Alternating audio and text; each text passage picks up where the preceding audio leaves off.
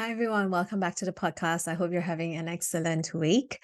We just came out of a weekend where hubby was working all weekend. So I didn't spend a lot of time on the business, but I did spend a lot of Sophie and mummy time, which I really appreciate especially at this age. I'm really enjoying her growth and to watch her progress in her motor skills, her speech skills, and all that sort of thing is so beautiful to watch. And I'm really, really grateful to be able to spend all of this time with her.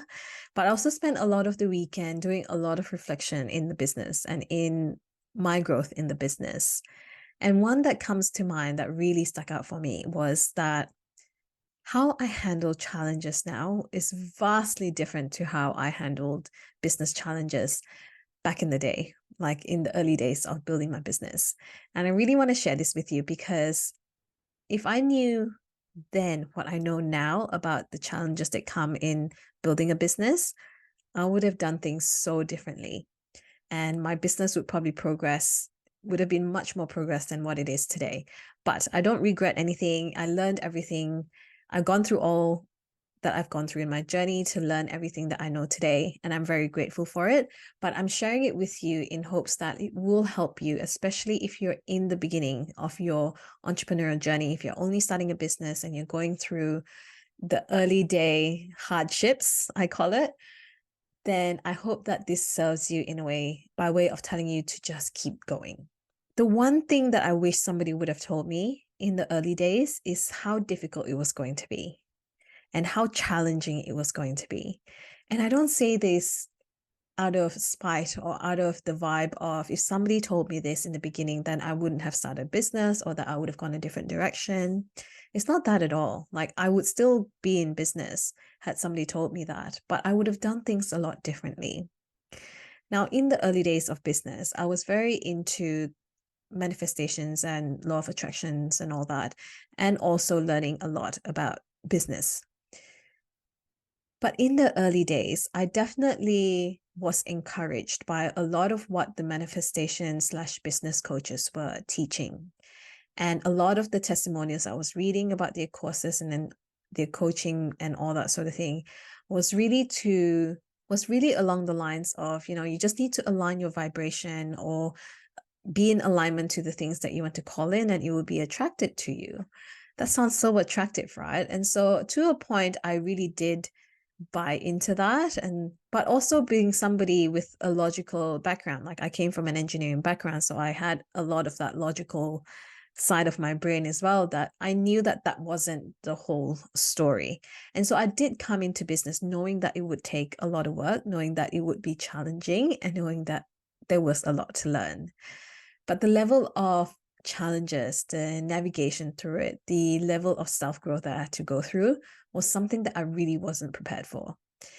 And I'm sharing this because I know that in the beginning it's difficult. And I'm not going to paint it any other way because that would just be doing you a disservice. And I wish somebody would have told me how difficult it was in the beginning. And the difficulty has very little to do with self-worth. And if you are facing challenges right now in your business and building your business, and it is making you question your self-worth, I want you to be reassured, and I want to assure you that it has nothing to do with your abilities, your capabilities, and your worth in general. It is the journey. It is the learning curve. There is so much to learn, so much to navigate through in the early days that you will feel like you're not good enough. You will feel like you don't have what it takes. But that's not it at all. It is the journey of business, especially in the early days. It is going to stretch you. It's going to require you to break the mold. It is going to require you to step in and out of yourself time and time again. And it's so uncomfortable. It's a feeling that I feel like akin to motherhood. You can read all the books, you can read all the personal development books and prepare for it. But until you are in the journey, you can never be too prepared. And in the early days, when I would face challenges, when things didn't work, or when I put a free offer out there and hear crickets, nobody would respond, not even friends or family, I would make it mean about myself. I would make it it would make me question my self-worth, really, like whether or not I deserve to be in this space, whether I deserve to take up space in the coaching or in the business world. But there was something in me that really craved giving value in that way, and also wanting the freedom and flexibility that comes with having and owning a business and working for yourself. And I had that vision in mind, and I still do. I spent so much time building my self-worth through things like meditation, things like hypnosis, and things like reading books and listening to TED Talks and interviews and all of that sort of thing. While that does work to a certain extent, gaining confidence and self-worth in business, there's only one way to do it, and it is to just allow your mistakes and failures to happen. Let it happen, let it knock you down, and let yourself get back up again. There is very little other way that you can do it that would help you gain confidence in making business decisions and making it quick and taking your business to that next level that it needs to get to in order to create the things that you're here to create in the business, whether it's the money goals or the freedom and abundance goals or the flexibility, whatever that may be. It is very little to do with who you are or your worth as a person, but it is about your skills and your abilities and your capabilities to make decisions and take the action that's required to take. And yes, to a certain point, it is about having that confidence to make that choice. And the only thing you need to know is that when mistakes happen, when you do fall, when you do fail in the journey to your success, it's inevitable. Your success, impossible for you not to get there if you do the actions and if you have the belief behind it. And I covered this in the previous episode, so go listen to it if you haven't. But it is very little to do about your worth and who you are, and a lot to do with the tactical steps, the action steps, and the strategical steps. You need to gain the confidence to be able to fail and to fall time and time again, and to know that you can get back up and do the thing again in a different way.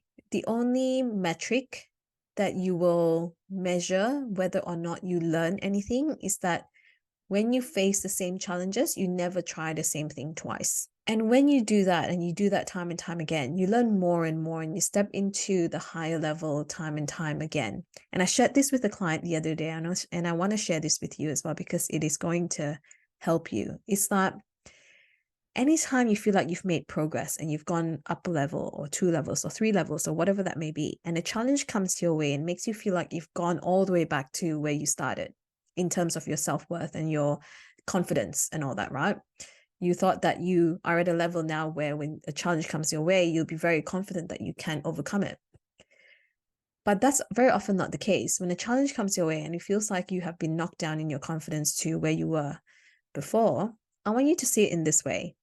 Every time you level up, every time you step into a new level or a new progression, right? You are new at that level. You are new in that landscape. You've never been at that level before.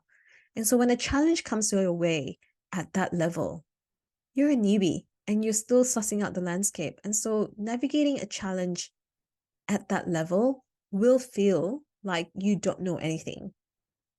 And that is an amazing place to be, because that's how you know you are making progress. If you keep getting challenged in the level below you, you will never progress to the level above and the level beyond that. And so anytime you get to a place where you feel like, what is the point? I want you to remember that this is when a lot of people quit. That is why there's a lot of businesses that don't make it past the first few years. Is they get to this level of growth where it gets too hard. And I want to assure you that at any level you are in your business, or at any level you are in your growth, you will keep getting challenges. You will keep having to navigate through difficulties. You keep having to navigate through disappointments. Does it get easier? Maybe you get better at making it not be about yourself, but about the journey. But you will never stop navigating through all of that. So if you're in a stage now in your business where you're just starting and you're navigating through the difficulties in the beginning, it's not about you. It's about your skill. It's about your confidence to make failures not mean anything about you. This is especially difficult if your business is you, especially if you're in the coaching business. you're selling your knowledge, you're selling your skills, right? And when that doesn't take or bring in results, then it's easy to make it mean something about yourself. You make up all these stories in your mind about, how it's about your skills that people don't want, it's you that people don't like, etc. And it's definitely not it, because the only reason why it's not working because of you is because that's the story you tell yourself. And a lot of times it is to do with the marketing side of things, or that you don't have the right audience seeing your things, and it is not the right marketplace, not at the right price point sometimes. And it's not to say to lower your prices. Sometimes you have to up the prices. I'm reading a book currently called Persuasion, which is very eye-opening when it comes to that. So I really encourage you to read that if you haven't. And now at the level where I'm at now, I still experience so many challenges. Like in the past month, I can just tell you the roller coaster of emotions I've experienced when it comes to navigating through these challenges. And what I've noticed is that it's taken me less and less time to get myself out of it. It's taken me less and less time to think about what it means about me when things don't work out. It still happens. You still will make it mean about yourself at some level, but you don't spend a lot of time doing it.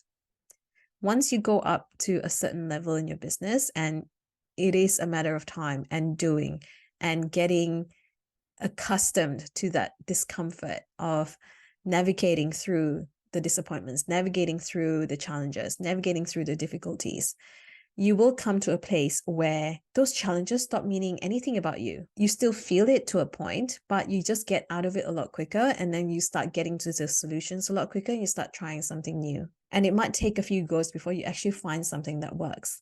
I was listening to, I think it was a keynote speech by either Alex or Leila Hormozi, where business is about finding the 1% of things that work.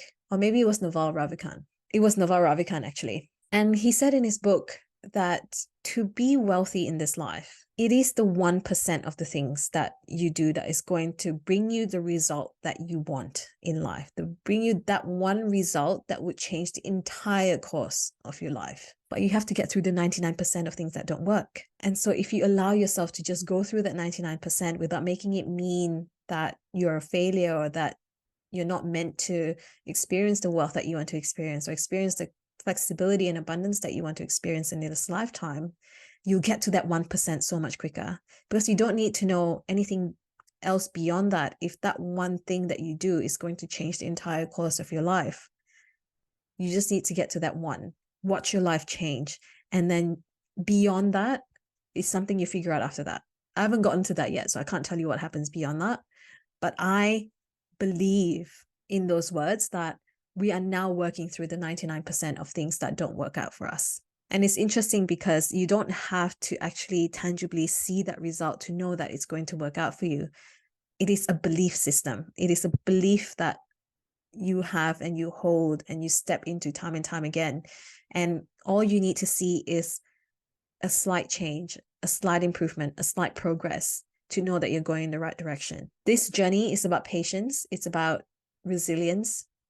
And I want to encourage you, especially in your beginning days, it is going to be hard. It is going to require you to push yourself. It is going to require you to believe in yourself so much that you show up time and time again, even though the evidence shows you that this might not be working, but it is working really slowly in the background. The habits that compound, the results that compound.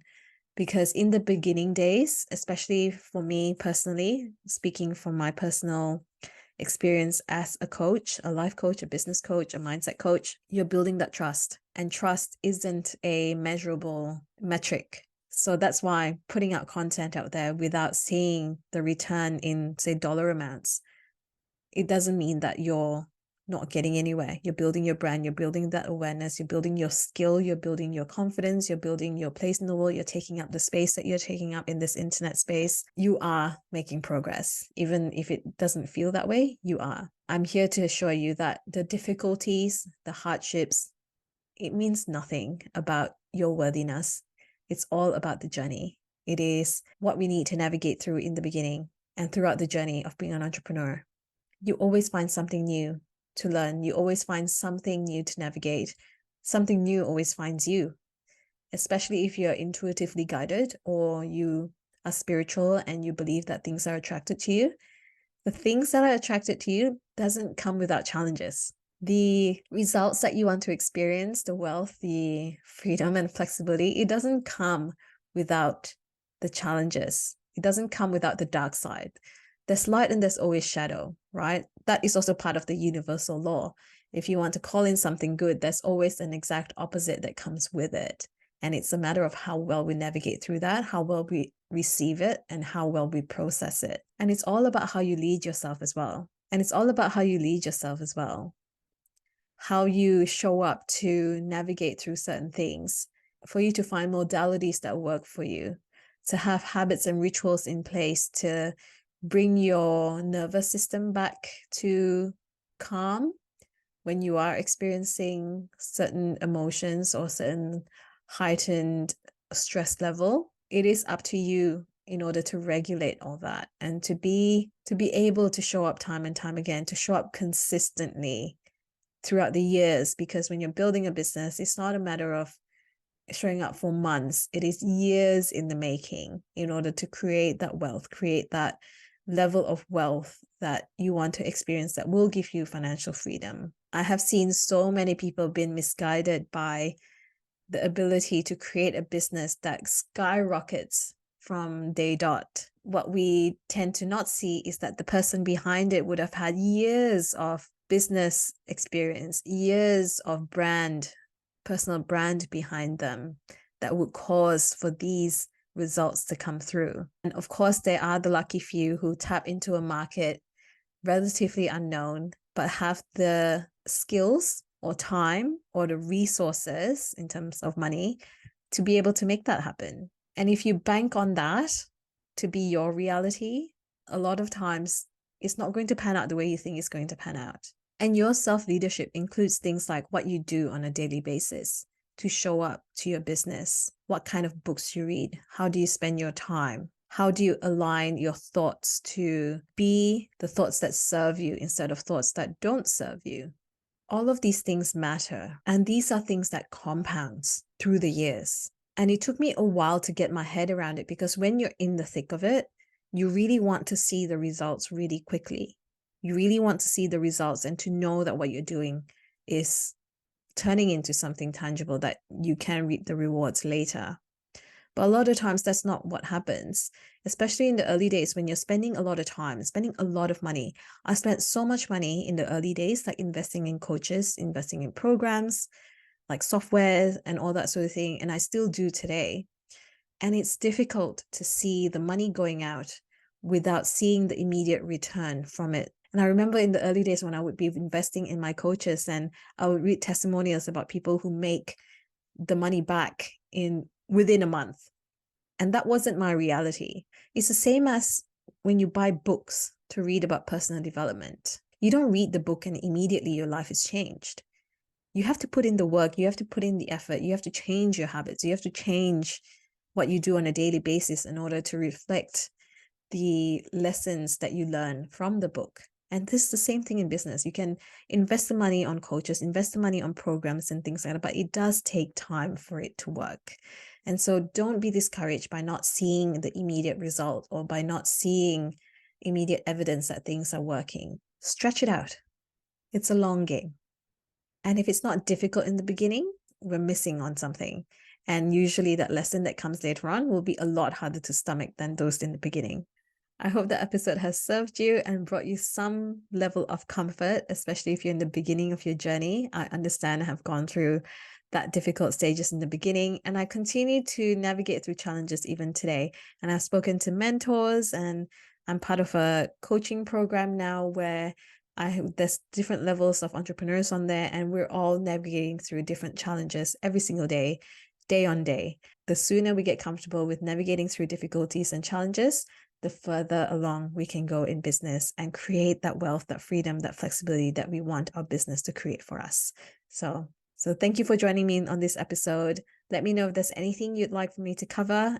Don't forget to leave a 5-star review if you did enjoy this episode. I will catch you in the next episode. Thanks, guys.